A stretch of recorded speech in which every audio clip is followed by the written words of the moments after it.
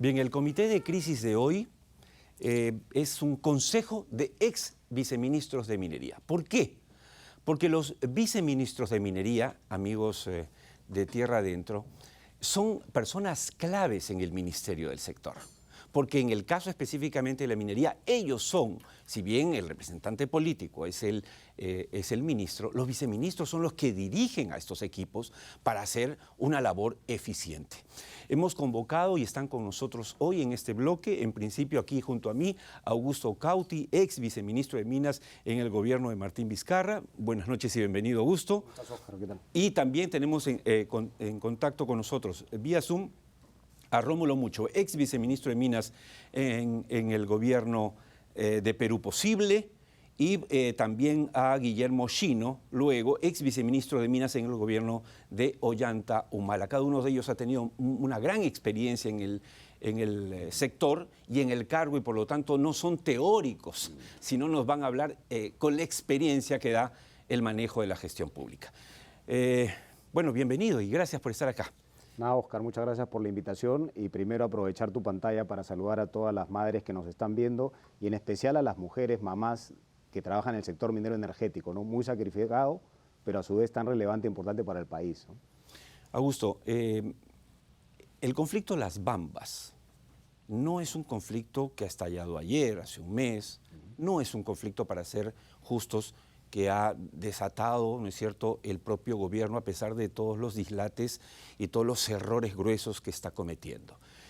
Por lo menos desde el año 16 empiezan los problemas ya de conflictividad. Es más, si la gente no recuerda, les recuerdo que el primer conflicto que enfrenta el gobierno de Pedro Pablo Kuczynski es el de las Bambas, que obliga a su vicepresidente entonces, Martín Vizcarra, a ir a Fuerabamba y reunirse con la gente para aquietar las aguas.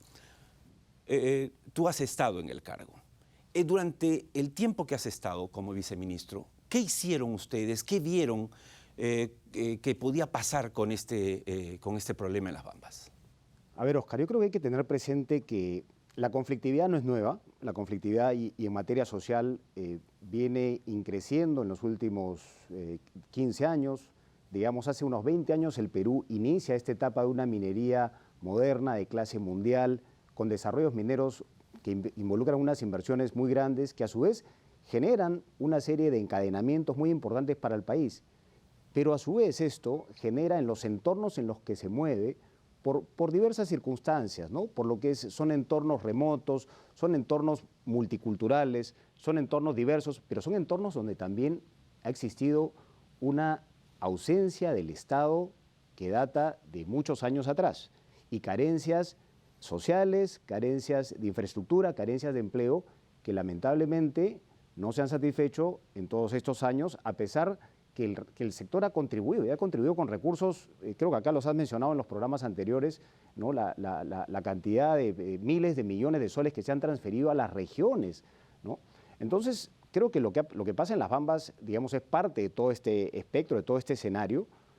¿Qué es lo que se ha venido realizando? Se han venido realizando obviamente una serie de acciones, pero estas acciones que tienen que ver obviamente con mucho diálogo, con mucha capacidad de respuesta además del Estado en gestión de conflictos, pero que también deberían tener que ver con la solución de algunos problemas que genuinamente son necesarios resolver en estas zonas y al margen de los temas políticos, ¿no?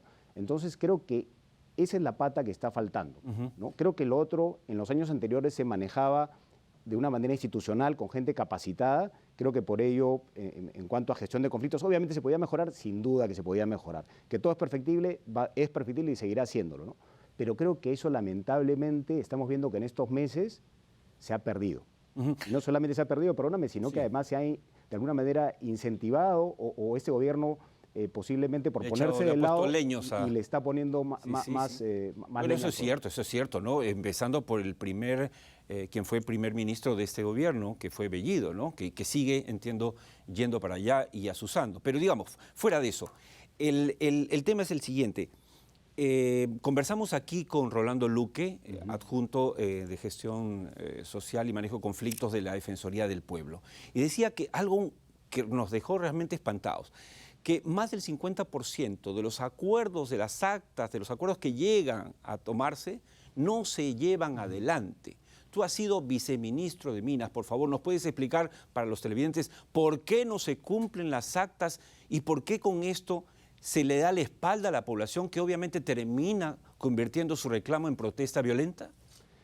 Yo diría que hay varios factores, ¿no? Pero quizás hay 2 o 3 que yo considero por mi experiencia que son críticos, ¿no? Uno, creo que las instituciones, el respeto por las personas, por los técnicos, por los funcionarios que deberían persistir en el tiempo, ¿no? Más allá quizás de los ministros, que pueden ser obviamente una representación política y un nombramiento, claro, digamos, los equipos con otros profesionales de carrera. Los equipos claro. deberían mantenerse y eso, digamos, cuando hemos hablado, yo he tenido oportunidad de hablar con mis pares de otros países y no hablo solamente de primer mundo, también hablo de países cercanos donde hay puestos que son considerados para los técnicos y la tecnocracia es la que debe perdurar, porque te asegura continuidad en los temas, ¿no? Claro. Eso por un lado.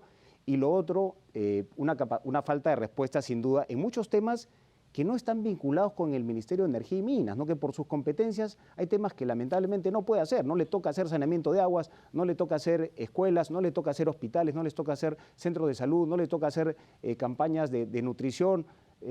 Entonces creo que ahí también falta una capacidad de gestión en proyectos de inversión pública.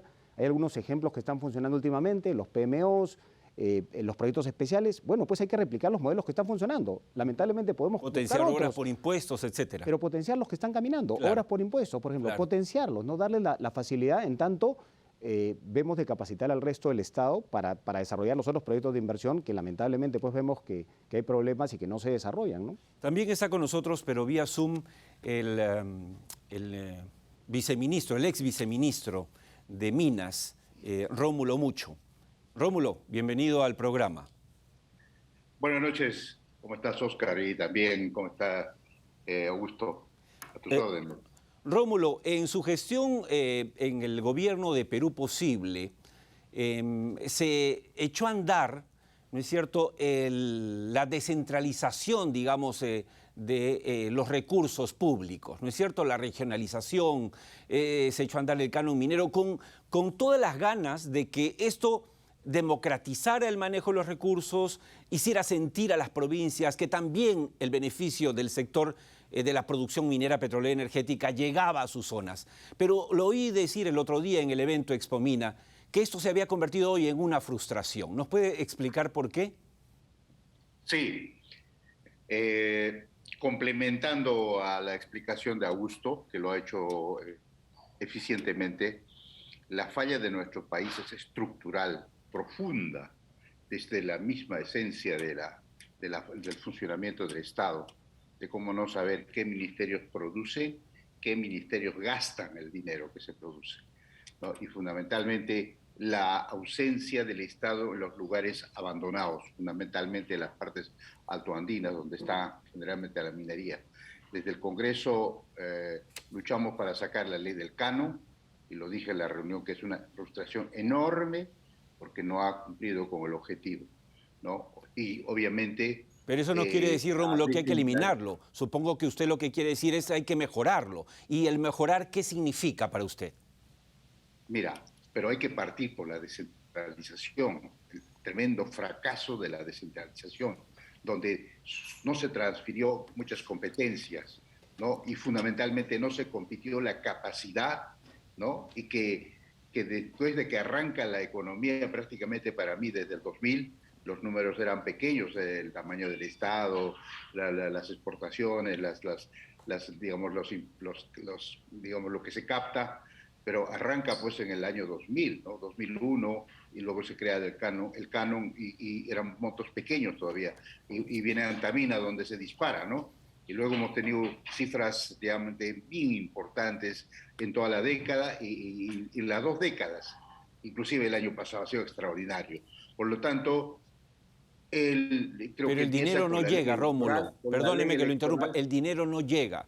Yo lo he escuchado y efectivamente todos sabemos que la cantidad es muy grande. En realidad, en los últimos 10 años hay algo de 40.000 millones de soles entregados a las regiones, 40.000 de los cuales, digamos, se supone que se han gastado 20.000. Hay como 15.000 por lo menos millones, 15.000 millones de canon minero no gastados. Entonces, la pregunta es, ¿qué hacer? En breve, por favor.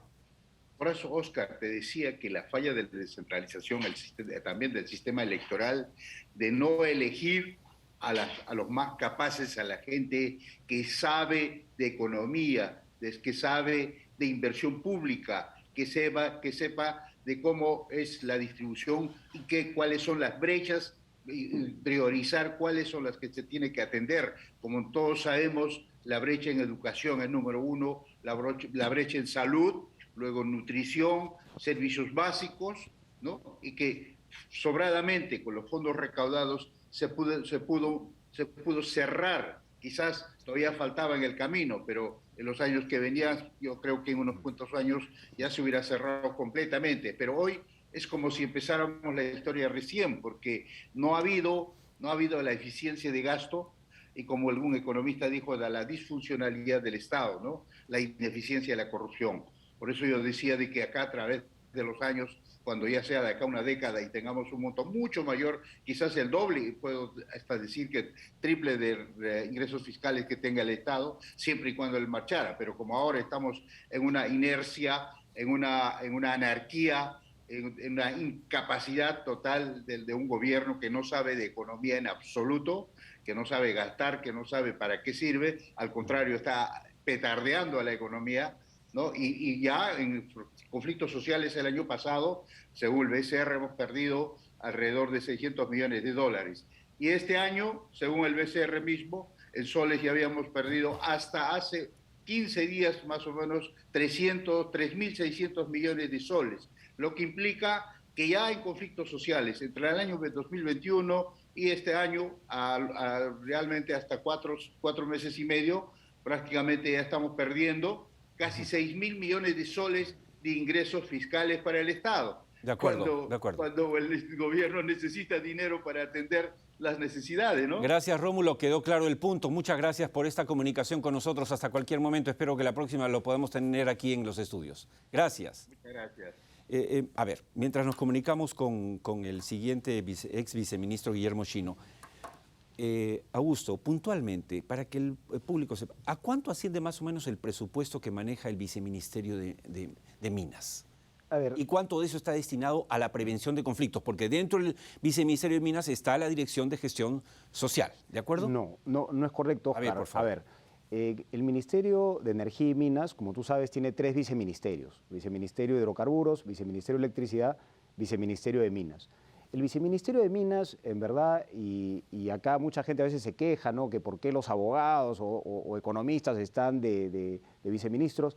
Bueno, las funciones del ministerio en verdad no son funciones operativas ni de ejecución, son operaciones básicamente de promoción, son normativas y de gestión de procedimientos administrativos, ¿no? Básicamente políticas públicas, ¿no? Por eso la importancia, digamos, del ministerio es de entender cuáles son las facultades y las competencias para tener las capacidades que se adecúen a ese tipo de facultades y competencias, ¿no? Bajo ese marco, obviamente, el presupuesto que maneja el viceministerio no es grande comparado con energía, por ejemplo, que tienes electrificación rural, donde sí se ejecutan obras públicas, ¿no? O como el caso también de... Ahí quiero llegar, Augusto, ahí quiero llegar. Ahí vamos. ¿Cuánto Ahí es? vamos. Porque si el 62% de las exportaciones peruanas son minería, yo quiero saber, y creo que el público también, cuánto le destina el Estado peruano al viceministerio, que es clave para el desarrollo de esa inversión minera. Y eso no es culpa suya, no es culpa de Rómulo, no es culpa de Guillermo Chino. Es cómo están lo que queremos saber cómo está para ver si se puede cambiar. De acuerdo, ¿no? Cómo están establecidos los presupuestos. Exacto. Que no son correctos y además lo que tú indicabas, ¿no? La Oficina de Gestión Social en el Ministerio... También está compartida. Exactamente, es una oficina que no está en el viceministerio, es una oficina que depende directamente del ministro. De acuerdo, y quizás ese sea también un punto neurálgico, ¿no? Porque al ser directamente de una oficina del ministro, se presta a nombramientos políticos. Hemos visto lo que han pasado en estos 8 meses, ¿no? La cantidad de jefes de la Oficina de Gestión Social, los cambios de los subjefes, de las jefaturas. Como de camisa han cambiado, terrible. Y es una función... Hasta una cantante y compositora. eso pues, ¿no? Dios Para gestionar mío. conflictos, Sí, ¿no? sí, sí. Para gestionar conflictos hay que tener un conocimiento del manejo de conflictos, de negociación, hay que conocer el sector, hay que conocer los antecedentes del sector, hay que conocer la historia de los problemas, hay que conocer los compromisos que tú mencionabas hace un rato, que tampoco, lamentablemente, no se tiene un sistema adecuado, y para ver los temas de cultura como consulta previa, inclusive hay que manejar los temas más técnicos que tienen que ver con el Ministerio de Cultura, donde también hay, por ejemplo, hay un tema que hasta ahora no se ha resuelto, ¿no?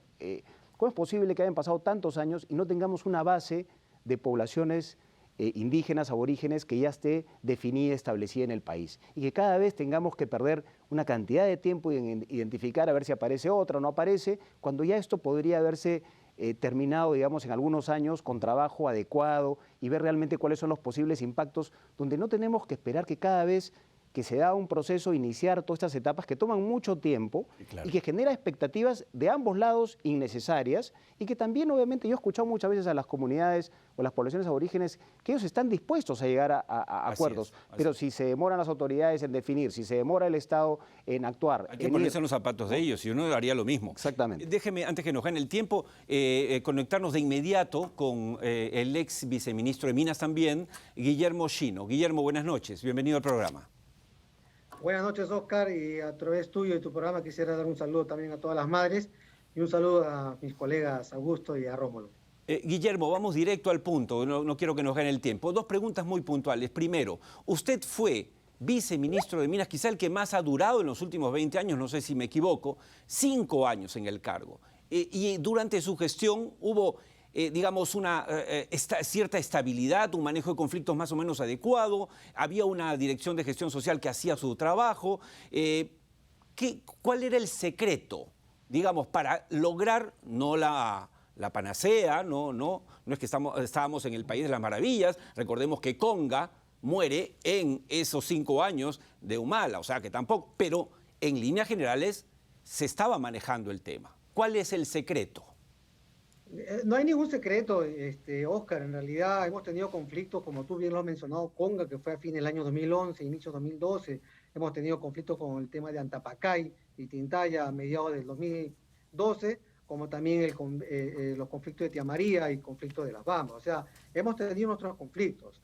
Lo que yo creo que había la voluntad de tener un equipo en el área de gestión social, recuerdo que eran cerca de 60 personas que atendían tanto temas de energía como de minería, pero que estaban en distintas partes del país, con una voluntad de hacer entender a las poblaciones los beneficios que traía de estas actividades, tanto energía como minería, y estábamos ahí presentes. Ahora, pero también teníamos nuestros problemas, y Augusto lo ha mencionado muy bien, incluso también Rómulo, que también los proyectos en los cuales el gobierno central se comprometía con las comunidades para poder llevarles una serie de proyectos de desarrollo de infraestructura, muchas veces algunos sectores no los cumplían. Muy bien, Luis Augusto, o sea, el Ministerio de Economía no va a construir escuelas, hospitales, carreteras, y necesitábamos de otros ministerios que no iban a la velocidad que uno esperaba por la forma, digamos, y estructural que tiene el Estado, cómo trabaja y cómo se dan las autorizaciones y las aprobaciones. Guillermo, antes que nos gane el tiempo, en base a su experiencia, quizá ha llegado el tiempo, cree usted, viendo que el canon minero, a pesar de las buenas intenciones, a pesar de la distribución de ingentes cantidades de dinero, no llega a la gente, no llega a beneficiar al grueso de la población, o en todo caso la población más necesitada. ¿Cree usted que ha llegado el momento de, para hablar en términos que ahora son, digamos, muy usados, de deconstruir la relación entre el Estado, las comunidades y las empresas para que esto funcione? No sé si reconstruir la palabra exacta. Dije, ¿no? Pero, deconstruir. Veamos, la Contraloría más o menos ha estimado que 22.000 millones de soles por año se pierde en corrupción. Y eso le podemos sumar los 13.000, 15.000 millones de soles que no gastan. O sea, dejan de gastar los distintos niveles de gobierno. Y lo que sí se gasta, gran parte, como se ha mencionado, es corrupción y otros en obras totalmente ineficientes. Entonces, claro, aquellas poblaciones que carecen de mucha infraestructura, dice, ¿dónde está la mejora? ¿En qué nos beneficia la minería? Y con cierto sentido lógico, pero el problema no está en las empresas mineras, no está en la actividad minera. El principal problema está en la forma cómo está estructurado y cómo funciona el gobierno en sus 3 niveles. Si pudiéramos establecer una solución, entiendo, no es sencillo políticamente, no lo va a hacer, encontrar una forma más ágil de que se puedan ejecutar estos proyectos de inversión y ese recurso que genera la minería llegara inmediatamente a la población, la gente estaría contenta, la gente estaría trabajando en estas obras y no tendría tiempo ni haciéndole caso a algunos dirigentes y algunos agentes que tienen otras agendas y que no buscan el beneficio de la población. De acuerdo. Guillermo, muchas gracias por este contacto con nosotros. Hasta cualquier momento. Y terminamos aquí porque tenemos 30 segundos para esto. Conclusión, ¿hay solución?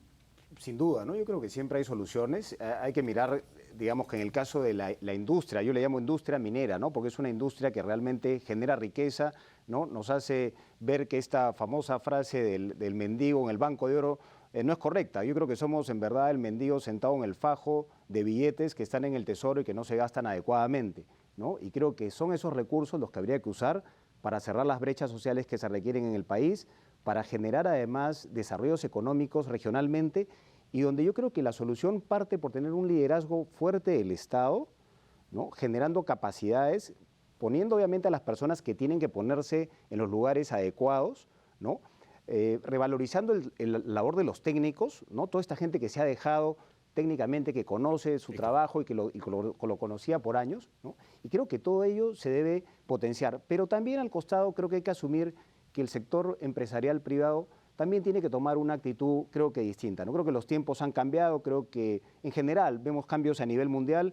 La minería además está para quedarse, ¿no? Las energías renovables, sí, claro, la electromovilidad, los requerimientos que hay hacia el futuro por menos de carbonización, menos gases de efecto invernadero, están haciendo que el sector va de la mano. Se quede. Y es un sector que realmente es importante para el país, es relevante para el país. Para el presente y para el futuro. Y el sector creo que privado también va a tener que asumir este rol de alguna manera de coliderazgo con el Estado para entrar en una relación más allá de lo que tú preguntabas al comienzo, ¿no? Creo que lo de las Bambas es un ejemplo puntual de un tema muy transaccional quizás.